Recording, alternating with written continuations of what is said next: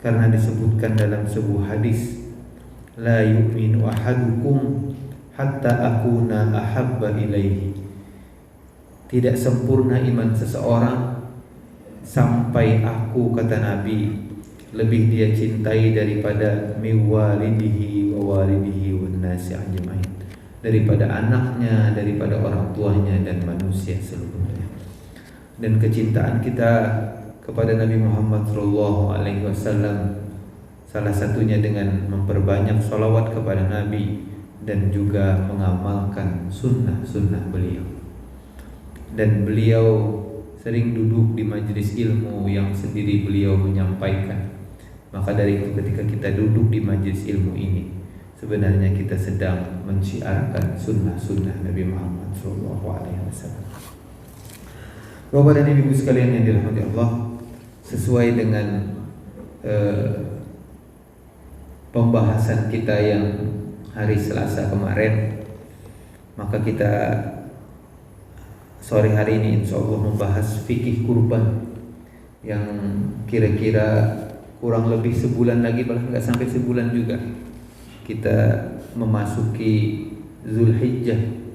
10 Zulhijjah itu kita sholat Idul Adha dan kita sama-sama berkurban. Bagi yang memiliki kemampuan maka berkurbanlah dia dan membagi-bagikannya.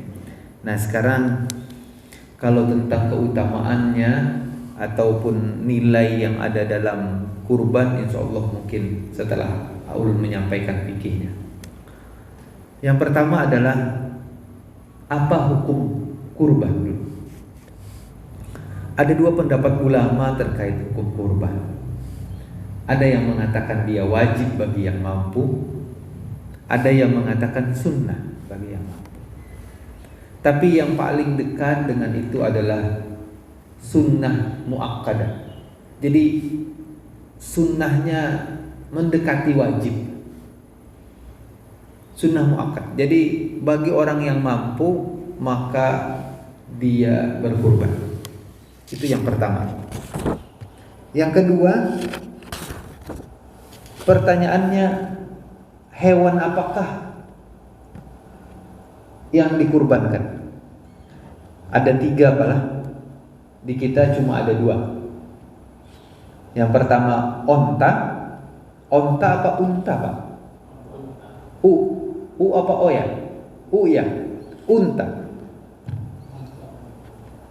Unta, sapi, dan kambing. Kalau sekiranya ada hewan yang lebih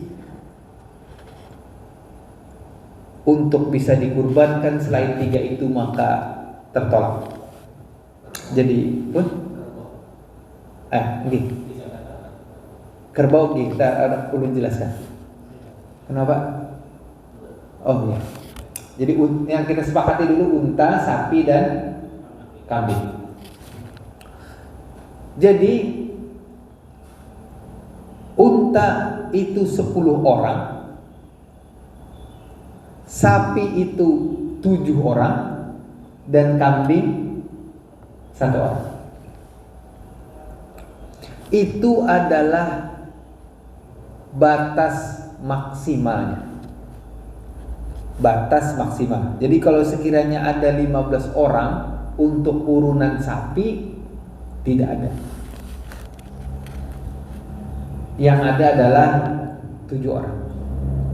Kalau 15 orang urunan sapi, berarti orangnya tidak mampu berkurban. Maksudnya gitu, Pak. Ya kan, Pak? Maksudnya tidak mampu. Ya kada usah, jangan dipaksakan. Yang mana sapinya yang lebih mahal? Kenapa, Pak? Jadi sapinya lebih mahal, sapi yang metal atau limosin. Oh, yang limosin harganya 50 juta misalkan.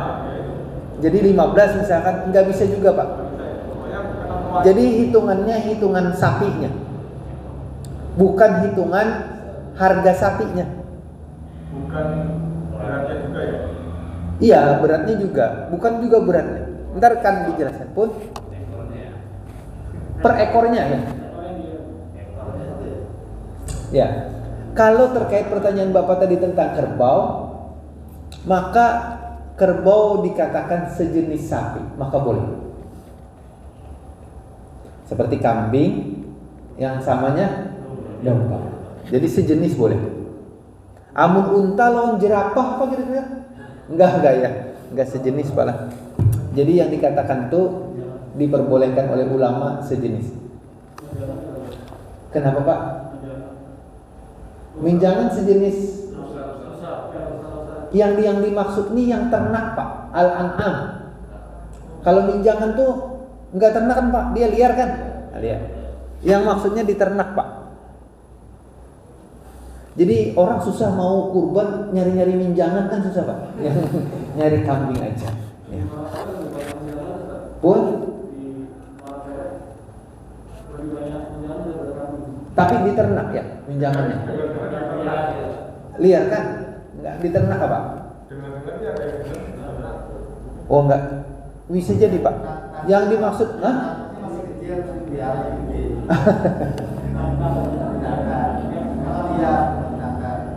iya, tapi pada umumnya minjangan itu liar kan Pak. Nah, jadi yang dimaksud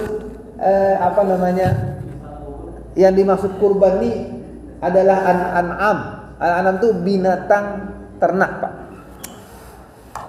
Oke. Kemungkinan malah kalau misalkan kambing susah sekali dan sapi susah sekali, itu bisa jadi Pak. Bisa jadi cuma ulama berpendapat harusnya kambing. Sama seperti kita misalkan ihram misalkan. Ya kainnya yang ditentukan ya itu. Oke, selanjutnya Pak. Bagaimana kalau arisan? Di kantor nih punya arisan misalkan berapa kambing atau sapi, dapatnya 2.500.000 ataupun dapatnya berapa gitu. Maka ada ulama yang memperbolehkan. Sebenarnya saat itu arisan itu dia dalam rangka ingin menabung, ingin berbuat kebaikan. Dasarnya itu Pak. Jadi ada ulama yang membolehkan. Namun pertanyaan kedua, bagaimana kalau orang berhutang ingin berkurban? Boleh nggak Pak?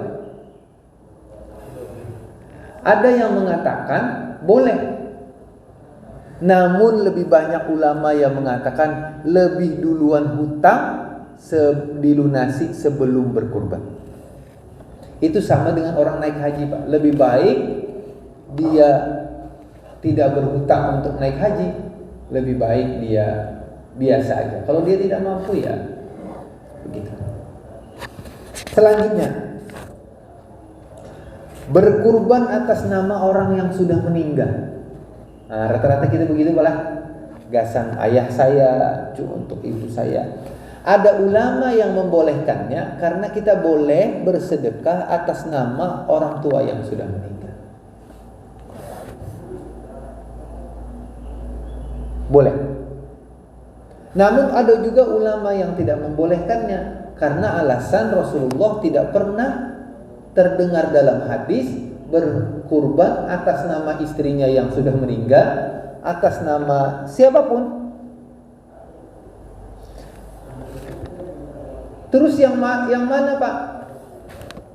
Maka ini perbedaan pendapat di kalangan ulama.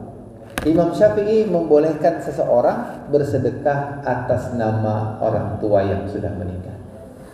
Itulah yang dimaksud ketika ada seseorang ingin berwakaf, lalu ketika itu ibunya meninggal, lalu dia mewakafkan, lalu tanya kepada Nabi, apakah ini sampai? Kata Nabi sampai. Jadi boleh aja Pak, boleh. Selanjutnya,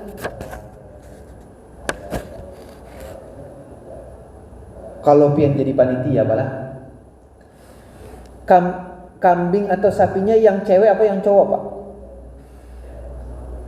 Yang cewek apa yang cowok? Silahkan masuk Pak. Yang cewek apa yang cowok? Ada juga yang mengatakan harus cowok. Kalau cewek ntar susah reproduksi ulang. Jadi ada yang mengatakan cowok. Sebenarnya tidak ada ketentuan terkait cewek cowoknya. Kalau pian panitia di RT pian lalu orang masukkan, oh ini harus cowok, ini harus cowok. Nggak ada ketentuan dalam agama. Jadi kata Nabi berkurban lah, mau cewek kan, mau cowok kan. Begitu. Terus ya. Tadi yang untuk berkorban orang yang sudah menikah di imam itu aja ya. Itu tidak boleh dan tidak sah berkorban atas nama orang meninggal apabila dia tidak berwasiat atau tidak berwasiat untuk berkorban. Jadi yang seperti akan ulun katakan tadi, ada ulama yang memperbolehkannya, ada ulama yang tidak memperbolehkannya. Imam Syafi'i memperbolehkan seseorang bersedekah atas nama orang yang sudah meninggal. Boleh. Dan sedekah itu ketika kita berkurban pun sebenarnya kurban itu adalah bagian daripada sedekah karena pian membagi-bagikannya. Maka hukumnya boleh. Namun ada seperti ulun katakan tadi, tidak boleh. Karena apa? Nabi tidak mencontohkannya. Sama seperti ini, Pak. Ada orang yang membacakan Fatihah, menghadiahkan Fatihah kepada orang yang sudah meninggal. Oke, ada perbedaan pendapat di kalangan itu. Dan Imam Syafi'i mengatakan tidak sampai. Tapi murid-murid Imam Syafi'i ada yang mengatakan sampai. Nah, terjadi perbedaan yang seperti itu. Terus yang benar yang mana, Pak? Karena itu ikhtilaf ulama. Yang penting ketika pian berniat, niat pian karena Allah Subhanahu wa taala. Kira-kira begitu yang benar. Kalau anak berkorban sebenarnya yang berkorban itu misalkan Ayah atau anak? Ya, kita menyediakan ke orang tua atau mungkin kerabat yang meninggal. Ya. Kan ada kalanya juga ini korban anak kita gitu, bisa nggak? Ya. Anak itu harus dia memang berkorban sendiri saat ini. Oh iya. Mantap Pak pertanyaannya, bagus. Jadi bolehkah kita berkurban atas nama anak kita? Sebenarnya hukumnya boleh. Namun sebenarnya yang berkurban adalah ayahnya untuk keluarganya. Jadi ayahnya untuk keluarganya. Jadi bahkan Nabi pun berkurban atas nama dia dan seluruh orang muslim yang tidak berkurban, kata Nabi. Jadi bisa. Pian beruntung, walaupun pian berkurban, pian Nabi berkurban atas nama umat muslim yang tidak berkurban. Jadi begitu Pak. Selanjutnya, larangan bagi yang hendak berkurban. Nah ini Pak, yang seperti ulun jelaskan kemarin. Apabila engkau telah memasuki 10 hari pertama bulan Zulhijjah, sedangkan di antara kalian ingin berkurban, maka janganlah dia menyentuh sedikit pun bagian dari rambut dan kulitnya. Maka ada yang mengatakan dilarang mencukur ataupun sekitar ketiak dan lain sebagainya.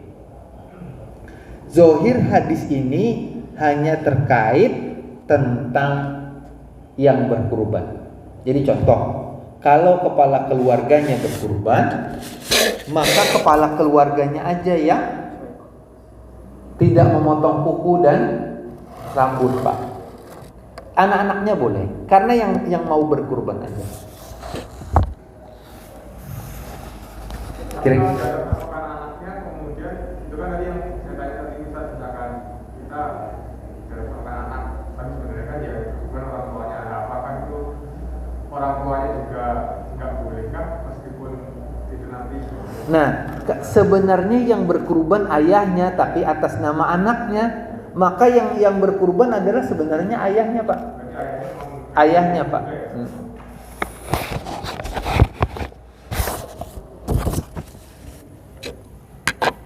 Selanjutnya, Pak.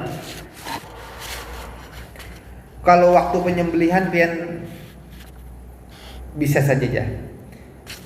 Yang menyembelih siapa yang seharusnya, Pak? sebenarnya kalau pian mampu, maka pian menyembelihnya sendiri. Kira-kira ada yang pernah Pak menyembelih kurbannya sendiri? Nggak ada? Hah? Kalau ayam bisa. Oh, kalau ayam bisa.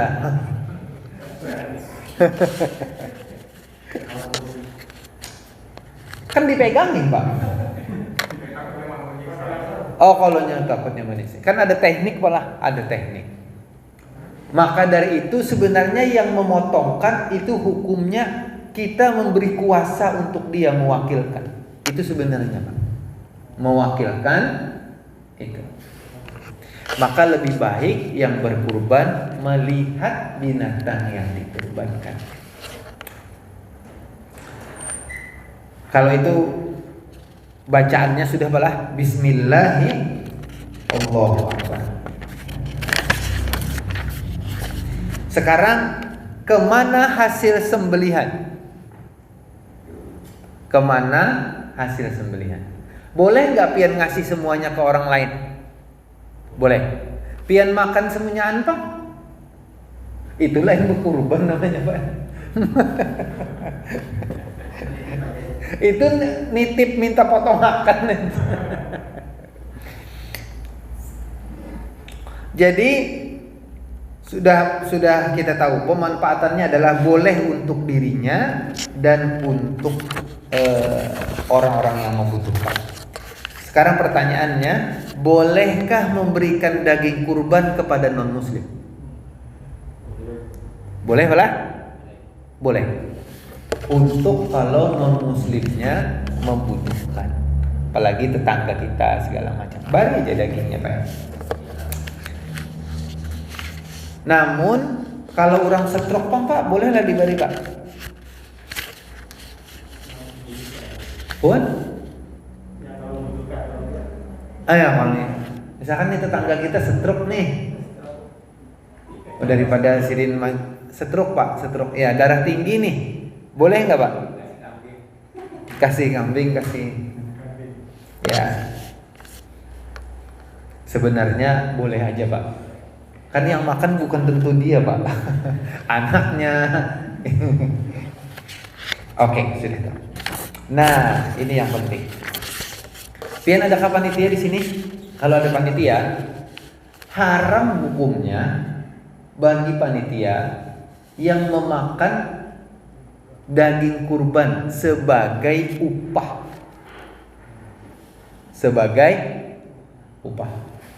Jadi contoh misalkan panitia mencari tukang jaga, lalu bilang, aku dapat apa? Ikam dapat ini, karena Ikam dapat 1 kantong. Itu nggak boleh Pak. Tapi kalau sebagai hadiah boleh. Tergantung perjanjian. Akad pian mengangkat dia sebagai algojo, apa akad pian? Aku memberi Ikam upah 500. Sudah, itu upah lah. Insya Allah karena aku beri hadiah labihannya, aku beri Ikam sekantong. Aku yang berkurban, kan aku yang berkurban nih. Kepala panitia yang berkurban nih ada kan? Nah, aku memberi Ikam. Boleh Pak? Boleh. Yang jadi polemik adalah kulit. Terjadi perbedaan pendapat tentang kulit.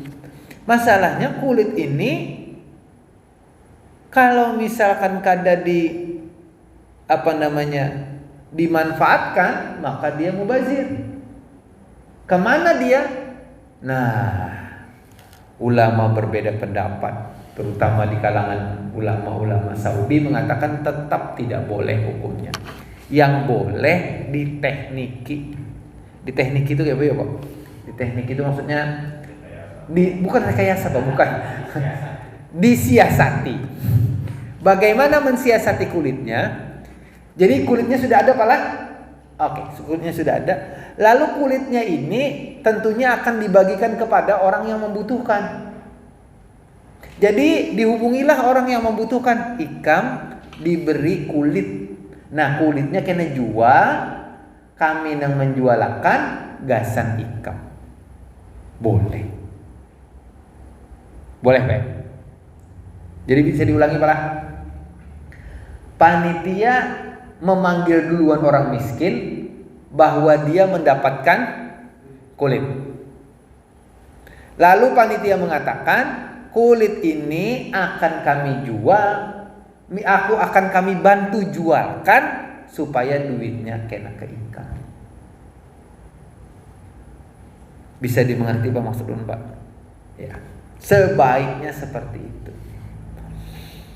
Mungkin selama ini berlakunya itu untuk akomodasi balah atau yang lain, tapi lebih baik disedekahkan lagi. Tapi berbentuk apa, Pak? Berbentuk kulitnya itu. Kulit kan siapa yang makan kulit, Pak?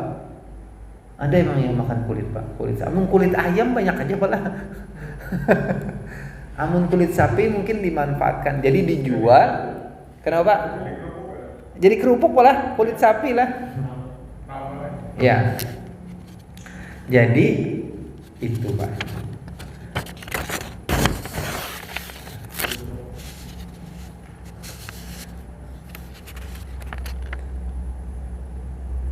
Nah, bolehkah? Oh, ini tentang masalah kulit pala.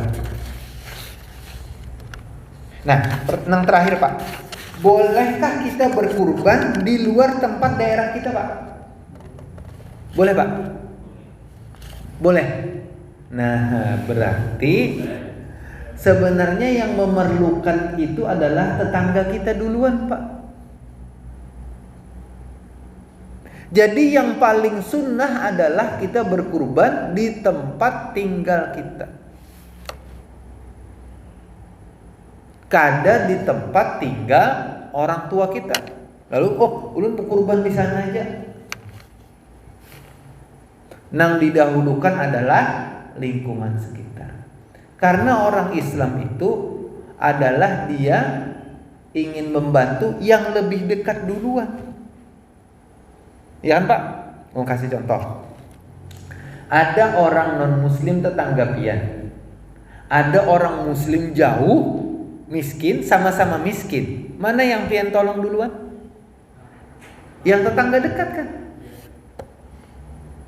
Jadi Islam itu mengajarkan berkurban itu adalah di tempat daerah. Pian misalkan belum minta maaf, ada yang dari Sumatera, ada yang dari Sulawesi. Mau pian berkurban di sini, tambah berkurban di sana, boleh memang. Bu, saya nitip uang untuk berkurban di sana ya, 2.700.000. Tapi di sini saya juga berkurban. Boleh. Boleh. Oke. Ah, kira-kira itu Pak tentang sang lima berbicara fikih aja, Pak. Kira-kira ada yang ditanyakan tentang, silakan. Ustaz, kalau misalnya berkurban lalu dagingnya dikemas untuk dimasukkan ke kaleng, nanti dibagikan, kan karena harus waktu ya Ustaz ya, apa namanya, kalau besar. Kenapa Bapak? Berkurban, lalu dagingnya itu dikalengkan. Itu apakah Boleh? Boleh. Nantinya karena kan kalau misalnya durasi daging kan terbatas, siapa tahu mungkin bisa ke tempat yang jauh. Oh, distribusinya ini. Kalau yang pertama palah, hukum distribusi adalah lingkungan sekitar dulu, Pak. Jadi kalau misalkan lingkungan sekitar sudah sudah terpenuhi, maka boleh kita merambah yang di luar lingkungan, itu satu. Dan yang kedua, mau pian kalengki, mau pian plastiki sebenarnya sama aja hukumnya. Tapi yang paling baik adalah kurban itu habisnya sore, Pak. Jangan kata pemalam membaginya itu. Kenapa? Karena malam itu orang sudah bermasakan. Jadi kenapa? Kalau berkurban ke Palestina itu karena bisa lebih membutuhkan. Ya, sebenarnya ukuran membutuhkan tuh di sini juga banyak, Pak, yang memerlukan di sekitar kita ini. Tapi pian di sana lebih baik pian atas nama sedekah aja Pak. Jadi ke Palestina itu sedekah aja. Atas nama sedekah aja pian mah impak kayak sedekah, silahkan pian sedekah sebanyak-banyaknya. Bahkan lebih banyak daripada pian berkurban. Pian kecuali berkurban satu sapi misalkan 17. Ya bisa aja sebenarnya berkurban atas di sana, tapi yang didulukan di sini. Pian sudah ngontrol nggak orang-orang miskin, orang-orang muslim di sekitar pian? Kan yang lebih baik adalah yang terdekat. Nah kalau pian mau mengimpakkan, boleh juga pian berkorban di sini, berkorban juga di Palestina, boleh. Nggak ada salahnya Pak, nggak ada salahnya. Dan itu mungkin alhamdulillah membantu saudara-saudara di sana untuk lagi dalam keadaan situasi ekonomi yang sulit, boleh Pak. Karena Pak, hitungan uang itu sangat cepat habis Pak, karena di sana. Karena mata pencaharian tidak senyaman di sini Pak lah. Di sana tuh rongrongan Israel dan lain sebagainya itu membuat nggak tenang Pak kehidupan itu. Nah bagi seorang muslim wajib hukumnya membantu saudaranya, boleh. Ada pertanyaan lagi Pak?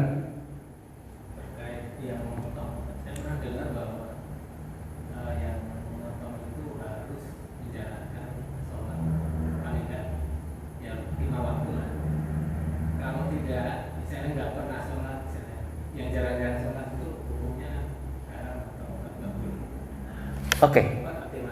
Ya. Begini Bapak. Tidak ada pensyaratan algojonya harus sholat Pak. Kenapa?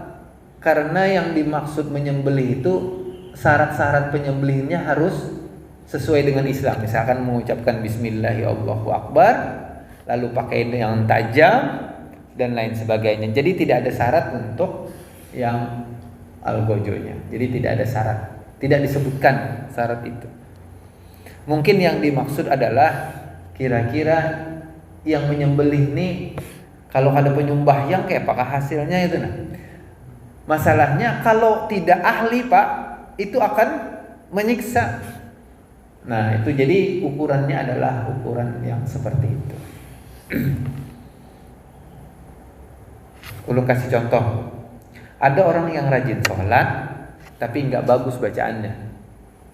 Tapi ada orang yang rajin sholat, yang anggaplah tidak serajin yang satunya, tapi dia bagus bacaannya. Mana yang dipilih imam Pak?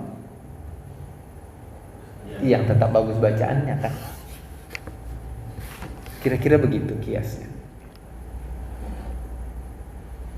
Tapi lebih baik kalau misalkan orangnya alim, penyembahyang, dia yang menjadi algojo ya bagus. Setidaknya dia mengerti, dia bacanya pas, Bismillah. Ini kan asal sembelih aja misalkan. Nah, begitu Pak. Kira-kira ada yang lain Pak?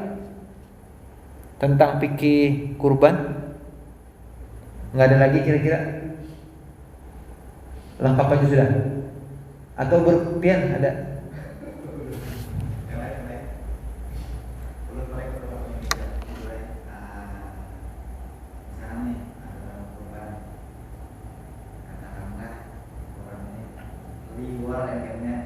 Iya. Jatah ini orang diambilnya memang ada dibagi juga dibagi, tapi cuma berapa bagian kan dibagikan, sebagian yang lainnya dipulang. Dan artian dia menganggap untuk tetangga-tetangganya sudah dibagikan makan dia.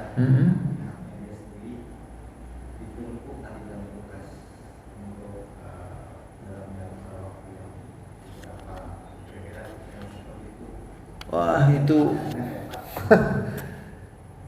itu sebenarnya orang kada niat berkurban Pak. Iya.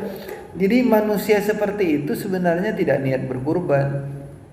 Orang yang niat berkurban adalah dia membagikan hasil kurbannya, bukan untuk disimpan. Yang disimpan adalah punya dia, ya benar itu. Di kulkas misalkan boleh.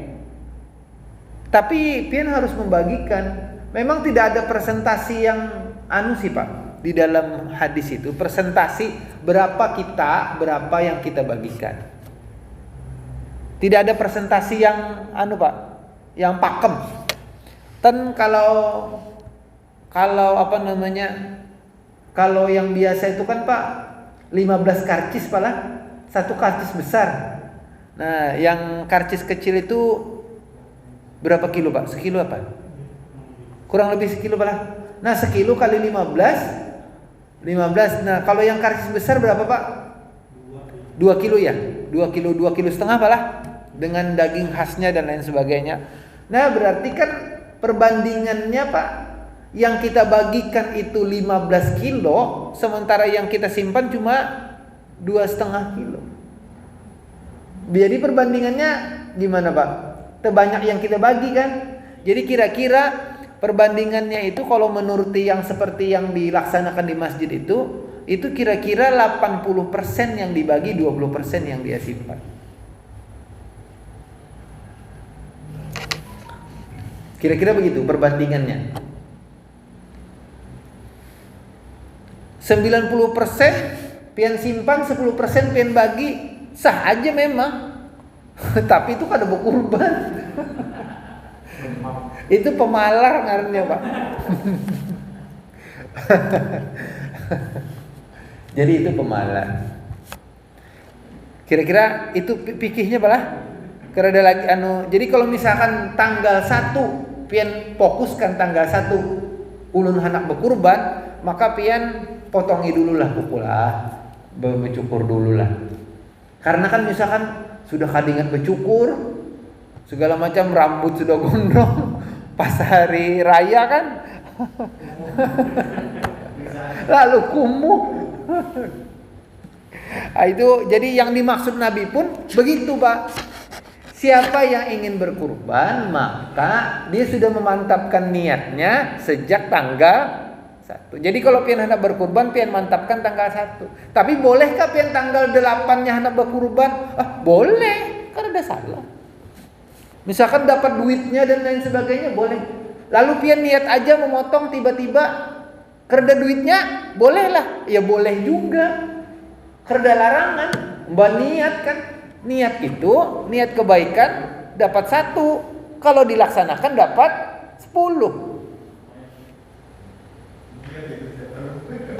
Bagus Pak, niat haji aja terus-terusan. Dapat 1. Lain dengan keburukan pala. Nah, keburukan niat aja kada dapat.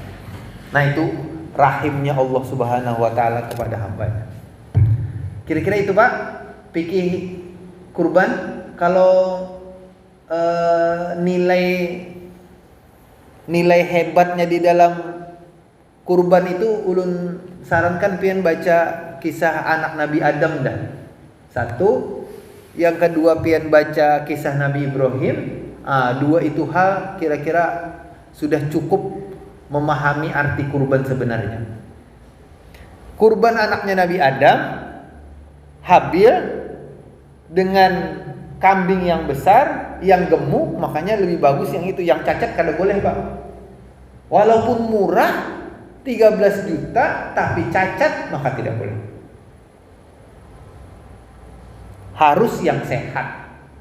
Ini lamak pale, lamak banyu. Sapinya ditimbang, lamak banyu Pak. Timbangan berat sekalinya pas ditimbang isi. Nah, itu Pak. Kada boleh itu. Orang hendak niat beribadah tapi mendapatkan tipuan. Nah, tidak boleh. Kita tidak boleh menipu saudara kita, apalagi saudara kita dalam masalah beribadah. Masalah perniagaan aja kita haram menipu, apalagi orang hendak beribadah. Sama kayak ada orang hendak umroh, setor uang, ada tulaknya ada, duitnya raib. Kira-kira begitu. Selanjutnya, kalau tentang Nabi Ismail, Nabi Ibrahim, itu adalah, jadi kurban itu adalah yang pertama waktu zaman Nabi Adam itu diartikan untuk mempersembahkan untuk Allah Subhanahu wa taala yang terbaik. Namun kalau zaman Nabi Ibrahim itu adalah cobaan. Jadi kurban yang arti pertama adalah mempersembahkan, dan yang kedua adalah cobaan. Bahkan Nabi Ibrahim bukan hanya mempersembahkan hartanya, tapi sebenarnya mempersembahkan anaknya. Namun Allah mengganti itu.